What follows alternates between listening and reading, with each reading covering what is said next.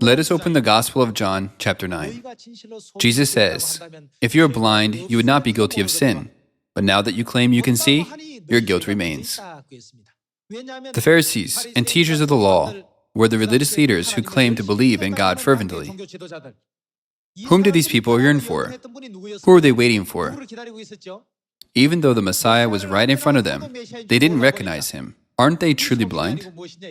They did not recognize God, who was in front of them. If they are not the blind, then who are? There are people who claim, "I have read the Bible countless of times." However, if they do not realize that God is coming to this earth in the flesh, they cannot say, "I read the Bible." Isn't that right? That's why Jesus says, "Now that you claim you can see, your guilt remains." Today too, there are so many blind guides. No matter how many times they read the Sabbath day and the Passover in the Bible, if they do not know whether or not to keep them, they are spiritually blind.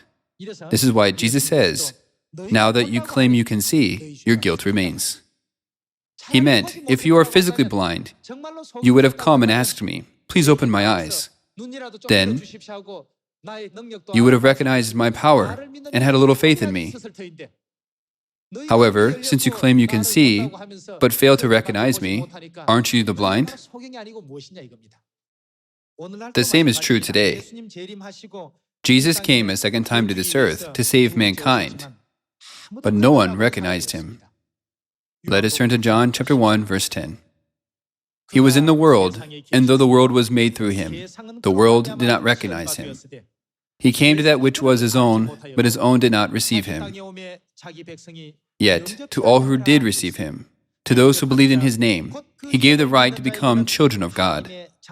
Children born, not of natural descent, nor of human decision, or a husband's will, but born of God. The Word, that is God, became flesh and made his dwelling among us. We have seen his glory, the glory of the one and only Son, who came from the Father, full of grace and truth. Therefore, we can realize that we, who were spiritually blind, now have our eyes opened. In the past, we were blind, but now we can see. Thus, we can recognize our eternal spiritual Father and Mother. We are now able to take our step towards salvation, which is the grace of God.